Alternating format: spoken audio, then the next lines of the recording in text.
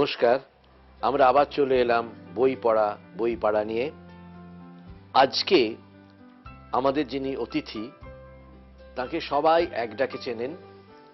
তিনি এই মুহূর্তের জনপ্রিয়তম লেখক। তার এতগুলি বই আমার সামনে আছে: পরবাস, দহন, আলো ছায়া, হেমন্তের পাখি, আয়নামহল, অসুখ। বুঝতেই পাচ্ছেন নামগুলো শুনে তিনি কে? সুচিত্রা ভট্টাচার্য। সুচিত্রাকে আমার প্রথম, আসলে আপনারা তো জানেন যে আমরা এটা আড্ডার মতন করে করি, এবং সেটা করি সল্ট লেকের সিটি সেন্টারে স্টার মার্কের গ্রন্থকীর্ণ পরিবেশে। স্টার মার্কের এই কাপ থেকে কফি খেতে খেতে। সুচিত্রা, আমি প্রথমেই বলি, আমি খুব আশ্চর্য হই যে আপনার প্রত্যেকটি বইয়েতে যেটা আমি পাই সেটা একটি বাঙালি সংসারের ছবি পাই। নারীর যন্ত্রণা, তার দুঃখ, তার লড়াই, তার জিত, সেগুলো পাই।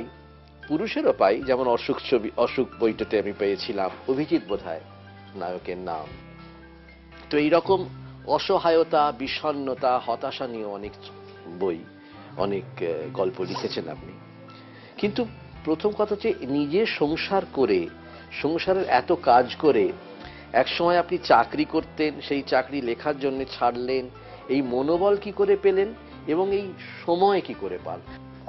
অনেকগুলো কথা আপনি বলে ফেলেছেন। একটা করে বলি। নিশ্চয়ই। যেরকম আমার লেখা সাধারণত আমাদের মধ্যবিত্ত সমাজ নিয়ে, বা মানে উচ্চ মধ্যবিত্ত সমাজ নিয়ে। আসলে আমি যাদের চিনি, আমি যাদের জানি, আমার চারপাশের মানুষ, আমার চারপাশের পৃথিবী, আমার চারপাশের পৃথিবীর বদলে যাওয়া সম্পর্ক গড়ে ওঠা, ভেঙে যাওয়া, এইগুলোকেই আমি আমার নিজস্ব বলতে পারি নিজস্ব অনুভূতি দিয়ে বা নিজস্ব ফিলসফি দিয়ে বলার চেষ্টা করি। আর সংসারের কথা বললেন, হ্যাঁ, চাকরি একটা করতাম। চাকরিটা খুব গুরুত্বপূর্ণ চাকরি করতেন। খুব গুরুত্বপূর্ণ না হলেও দায়িত্ব ছিল। মানে কিরম হয়েছিল শেষের দিকে আপনাকে বলি। আমাকে ধরুন সকাল 9টায় বাড়ি থেকে বেরোতে হতো। সরকারি অফিসার হলেও ব্যাপারটা কি হলো, যেহেতু আমার কাছে অ্যাটেন্ডেন্স রেজিস্টারটা আমার টেবিলে থাকে, সো আমাকে সব থেকে আগে ঢুকতে হবে, কারণ আমার স্টাফদের কাছে আমি তো বলতে পারবো না। আমি লাস্টে এসে ওদের তো আর আমি লাল কালির দাগটা দিতে পারবেন না, উচিত নয়, আমি দেরি করতে পারবো না, আমাকে আগে যেতে হবে। ওকে গেলাম, 9টায় বেরিয়ে পড়লাম। আমি লাস্টের দিকে সাউথ 24 পরগনা চার্জে ছিলাম, আমার অফিসটা ছিল বেহালার দিকে। তো সেখানে গিয়ে তারপরে অফিস থেকে বেরোতে তারপরে আমার প্রিন্সিপাল সেক্রেটারি যিনি ছিলেন, উনি ফোন করে, শোনো, একটা ক্যানিং এ একটা কি কমপ্লেন আছে, একটু চলে যান তো। আচ্ছা শুনুন, ওই একটা খবর এলো, কাকদ্বীপে একটা কি গন্ডগোল হচ্ছে, একটা ওদের কনজিউমারদের কিছু একটা গ্রিভান্স আছে, ওটা একবার জেনে আসুন তো। মানে এইরকম ধরনের আর কি একটা হলো অবস্থা। তখন দেখলাম আমার লেখা ডকে উঠে যাচ্ছে। মানে আমার বাড়ি ফিরতে 7:30 8টা হয়ে যাচ্ছে। হ্যাঁ, এবং তারপরে এসে আমার লিখতে বসা, মানে রাত জেগে লিখতে বসা, রাত জেগে লিখেছি এক সময়। এবং লিখেছি বলে এখন না শরীর আমার উপর খুব রেগে গেছে, হৃদয়গঠিত সমস্যা বলতে পারেন দেখা দিয়েছে। মানে একেবারে প্রকৃত অর্থে, আপনি যে অর্থে বলেন সেই অর্থে নয়, হ্যাঁ, আক্ষরিক অর্থে। তো সেটা দেখা দিয়েছে ওই রাত জেগে লেখার ফল। আর সংসারটা আমি আপনাকে বলি, আমার পাঠকরাও হয়তো জানেন, সংসারটা আমি সব থেকে কম করি। কারণ আমার বাড়িতে আমার বর আর আমার ভাই, ওরাই মোটামুটি সংসার ম্যানেজ করে নেয়। আপনি যদি আজকে আমায় জিজ্ঞেস করেন, এখন আজ তোমার বাড়িতে কি রান্না হচ্ছে, আমি বলতে পারবো না। আজ তোমার বাড়িতে চাল ডাল তেল নুন কি আছে, বলতে পারবো না। আপনি যদি আমাকে কিছু দরদাম জিজ্ঞেস করেন, আমি বলতে পারবো না। কিন্তু ওরা যেভাবে ম্যানেজ করছে, ওরা এন্টায়ারলি সংসারটা মেনে নেয়। সংসারের দায়িত্বটা ওদের, সংসার চালানোর দায়িত্বটা ওদের, সংসারের ইভেন আপনি মানে এই যে মেয়েদের কথা বলি, আসলে না এগুলো না নিজেদের অর্জন করতে হয়, এগুলো না চেয়ে পাওয়া যায় না, চিৎকার করে পাওয়া যায় না। যেটা হচ্ছে, আমি যখন রাত্রিবেলা খেতে বসি, আমি লিখছি, হয়তো আমি লিখছি আমার ঘরে, আমি বিছানায় বসে লিখি। হ্যাঁ, তা আমার ওটা ভীষণ খারাপ অভ্যেস। না, বিছানায় বসে লেখেন কি করে? এটা একটা মানে টেবিলের প্রয়োজন হয় না? ওই দুটো আবার একটা খুব মোটা বালিশ আছে, সেটা আমার টেবিল হয়। একটা ভীষণ একটা বেশ মোটা মোটা বালিশ বানিয়ে রাখা আছে, দুটো বালিশ, পেছনে দুটো বালিশ থাকে। আর শুয়েও পড়ি অনেক না, সময়। লেখেন যে লেখার জিনিসটা কোথায় রাখেন? বালিশের উপর, আচ্ছা। বালিশের উপর ফাইল, আমি, আমার পেছনে দুটো বালিশ, আবার শুয়েও পড়ি কোনো কোনো সময়। আর ল্যাপটপে ভাবছি এবার থেকে ল্যাপটপে লিখবো, ল্যাপটপে তাই করবো, বালিশের উপর থাকবে। ইউজ করতে পারেন ল্যাপটপ? সেটা হ্যাঁ পারি, কিন্তু এখনো অতটা বাংলা savvy হন না, না, বাংলাটা মানে বাংলা। এমনি করতে পারি, বাংলাটাকে আমাকে একটু প্র্যাকটিস করতে হবে।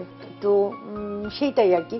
তো সেটা কি হয়, আমার বাড়ি রাত্রিরে ডিনার, রাত্রিরে খাবার দাবার বেশ গরম করা, খেতে দেওয়া, টেবিলে করা, এগুলো আমি কোনোদিন করি না। সেগুলো আমার বর এবং আমার ভাই ওরাই করে। ওটা আমি করি না, আমি বলি এই এবার খাবারটা গরম হোক। কিন্তু আপনি রান্না করতে পারেন? হ্যাঁ, আমি মাঝে মাঝেই রান্না করি। আমার মাঝে মাঝেই মনে হয় যখন একটু হাতে সময় আছে। আমার হাতের রান্না কিন্তু খুব খারাপ না, আমার হাতের রান্না খেয়ে আসতে পারেন একদিন। নিশ্চয়ই রাঁধতে পারি, খারাপ মানে প্রমাণ না পেলে তো তার কোনো মানে লেখা দেখে বুঝতে পারেন না কত রকম মশলা থাকে। হ্যাঁ, তা তো থাকে, তো মশলাগুলো তো রান্নাতেও থাকে। না, আমি একটা প্রশ্ন করি তাহলে, যে এইটা তো আজকে আপনি করতে পারছেন, কিন্তু আপনার যখন সেই প্রথম শুরু হলো লেখার জীবন, সেই সময় তো অন্য লড়াই ছিল। না, আপনাকে আমি বলি, আমার জীবনে না, আমার লেখক জীবনের বলতে পারেন শুরুর কথাটা আমার তিনটে অধ্যায় আছে বলতে পারেন, তিনটে ফেজ আছে। একটা ফেজ হচ্ছে ছোটবেলার লেখা, অনেকটা সেই ছোটবেলার পুতুল খেলার মতন লেখা বলতে পারেন। মানে আমি যখন খুব ছোটবেলায় ক্লাস 4-5-এ একটা প্রথম ছড়া লিখলাম, লিখে আমার বাবা ভীষণ খুশি হলেন। হ্যাঁ, খুশি হয়ে সঙ্গে সঙ্গে একটা সবুজ খাতা, একটা লাল খাতা কিনে দিলেন, এখানে গল্প লেখ, এখানে কবিতা লেখ। তো সেই সময় ওই আর কি একটা বেশ মজা লাগতো লিখতে। হ্যাঁ, তখন গল্প লিখতাম। আর সেই সময় থেকে ওই যে বললেন না জীবনের দুঃখের গল্প, আমি না এখনো খুব মজা লাগে, খুব কাঁচা লেখাগুলো, ভীষণ কাঁচা, কিন্তু একটা 5-6-7-এর মেয়ের হাতে। হ্যাঁ, তো কিন্তু লেখাগুলোর ভিতরে সবকিছু একটা প্যাথোস রয়েছে, বড় দুঃখের গল্প। এখন মনে হয় যে কেন এখন নিজেকে অ্যানালিসিস করি মাঝে মাঝে, এখন এত ছোটবেলায় এত দুঃখের গল্প কেন লিখতাম। ক্লাস 6-এ প্রথম ফুলশয্যার গল্প লিখেছি, কিন্তু সেখানেও একটা প্যাথোস। হ্যাঁ, তো সেটা কেন? একটু পাকা মেয়ে ছিল। পাকা মানে আমার নামই ছিল পাকাশ্রী। ঠিক কথা, ঠিক শব্দটি ব্যবহার করেছি। তো আমার ভালো কাকা আমায় পাকাশ্রী বলে ডাকতেন। তো পাকাশ্রী একটু সবাইকে একটু নাচ গান শেখানো, নিজে নাচ গানও করতাম, নিজে করতাম। তো যাই হোক, এই অবস্থাটা। তো সেই সময় আমার ভাই বোনেরা, আমার তো কোনো পাঠক ছিল না সেই সময়, শ্রোতা সব।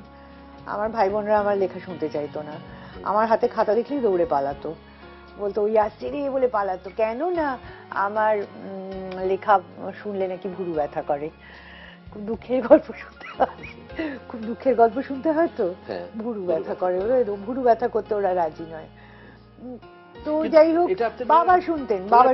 করি আপনাকে যে সেটা কিন্তু ঠিকই যে আপনার মধ্যে একটা বেদনা বোধ, দুঃখ বোধ আছে, জীবনটা সবটাই আনন্দের হয়তো নয়, কিন্তু সন্ধানও আছে হয়তো আনন্দের। বেশিটাই আনন্দের নয়, বেশিটাই আনন্দের নয়। হ্যাঁ, বেশিটাই আনন্দের পোর্শন অনেকটাই কম। এবং আমার মনে হয় যে সাহিত্যেও বোধহয় দুঃখটাই বড় করে দেখান এবং থাকে, বিরহের বিচ্ছেদের সাহিত্যই থাকে খুব মিলন। আসলে হ্যাঁ, আসলে তার কারণ হচ্ছে আমরা মানে পাঠকরা, আমরা যারা মানে পড়ি, আমরা যখন তখন আমরা চাই আমার মনের একদম হৃদয়ের ভেতরে গিয়ে লেখাটা তো ছুঁয়ে গেল, গিয়ে আমার হৃদয়ে হাত বোলাচ্ছে। হ্যাঁ, সেখানে আমার মনে হয় আমি কোথায় একটা মানে পাঠক কোথাও একটা নিজের কাছে নিজে সান্ত্বনা খোঁজে একটা লেখা পড়ে।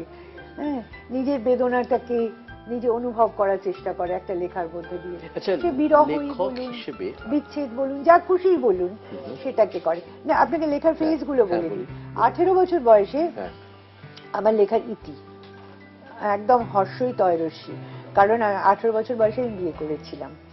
আচ্ছা। বিয়ে করেছিলাম, এটা মনে রাখবেন। বাইরে বিয়ে দেওয়া হয়েছিল? না, করেছিলেন? আমি করেছিলাম। মানে প্রেম করে বিয়ে হ্যাঁ, করেছিলেন? প্রেম করে বিয়ে করেছিলাম। এবং আমার বরের বয়স তখন 21-22 বছর। বাহ। তো তো সেই বানা খুব খারাপ জিনিস। এবং এখন আমি ভীষণভাবে বলবো যে ওই যে কাজটি করেছিলাম, ওই কাজটার জন্য এখন নিজেকে এখন ঠাস ঠাস করে চড়াতে ইচ্ছে করে। কেন সেই স্বামী তো আপনার জন্য এত দেখাশোনা করছে? শুনুন, আপনাকে বলি, আশা করি। হ্যাঁ, আমি বলি। হ্যাঁ, তো এটা কি হলো, ওই বিয়েটা করার ফলে যেটা হয়, আমার ভিতরে অ্যাজ ইউজুয়াল আমার বাড়ি থেকে মেনে নেয়নি, শ্বশুর বাড়ি থেকেও মেনে নেয়নি। এবং আপনাকে বলি, আই হ্যাড টু স্ট্রাগল আ লট। আমাদের মানুষের জীবনের সব থেকে সুন্দর সময় যেটা, মানে যৌবন কাল যেটা বলতে পারেন, 18 থেকে 26-27 বছর বয়স অব্দি আমার ভীষণ জেদ। আমাকে দেখে আপনারা বুঝতে পারেন কিনা জানি না, অসম্ভব জেদ। এটা বোঝা যায় না কি? আমি ভীষণ জেদ, মানে আমি কোনোদিন কারোর কোনো সাহায্য নেব না। এবং আমি যখন নিজে যে কাজটা করেছি, আমি নিজের পায়ে নিজে দাঁড়াবো। এবং মানে যত রকমের মিউজিক হয় আমি সেটা ফেস করবো জীবনে। এবং সেখান থেকে I had to come out. আর তার সঙ্গে আমি আপনাকে বলছি, আমি পড়াশোনা করছি, আমি কলেজে পড়ছি। আমার ফার্স্ট ইয়ার থেকে সেকেন্ড ইয়ারে ওঠার সময় What do you mean by I had to come out? Come out টা কি? মানে আমার নিজেকে বার করতে হয়েছে যে আমি ওই যে বললাম, আমি আমার মতো করে নিজের আইডেন্টিটি খুঁজে আমি আমার মতো করে দাঁড়াবো। নিজেকে নিজের মতো বাঁচতে দাও। এটা বলতে পারি। এবং পড়াশুনো চলাকালীন আমি চাকরি করেছি। গ্রাজুয়েশনের আগে থেকে এইটা কি আমি কাম আউট চাকরি করছে? করেছি। মানে আপনি ইকোনমিক ইন্ডিপেন্ডেন্স, ইকোনমিক এবং সর্বদিকেই আর কি আপনি বলতে পারেন। হ্যাঁ, শুধু ইকোনমিক না, একটা মানসিক একটা স্বাধীনতা। মানসিক স্বাধীনতাও। কিন্তু আমি একটা প্রশ্ন করি, আপনি সেই বিয়েটাই আপনার আছে তো? আপনার কোনো ডিভোর্স হয়নি? না, মাঝে একটা গন্ডগোল গেছে, সেটা পরে বলছি। হ্যাঁ, তারপরে লেখার কথাই বলি, এই সময়টাতে আমার লেখা পুরোপুরি বন্ধ হয়ে গেল। ওকে, সেটা কত বছরের জন্য? 18 বছর থেকে 28, 10 বছর। 10 বছর আমি, এবং আমি লিখতেই যে জানি সেটাই ভুলে গিয়েছিলাম। তো সেই সময়, তারপর যখন আমি এমএ পরীক্ষা দেবো বলে ন্যাশনাল লাইব্রেরিতে পড়াশোনা করতে গেছি, অনেকটা হেমন্তের পাখির সঙ্গে সঙ্গে সঙ্গে সবাই মিল খুঁজে পাবে, সেখানে আমার এক মামার বন্ধুর সঙ্গে দেখা হলো। তা তিনি আমাকে বললেন যে তুমি লিখছো? আমি বললাম না না, ওইসব কবে ভুলে গেছি। তো বললেন সেই কি, তুমি লিখতে, তোমার লেখার হাত ছিল, তুমি লিখছো না কেন? আচ্ছা, তো হেমন্ত মামা এসে ওকে ইন্সপায়ার করলো। তো তুমি অদিতি মেয়েটি। অদিতি, কিন্তু আমি আমার অদিতি আরম্ভ করেছিল 50 বছর বয়সে, আমার তখন 27 বছর বয়স।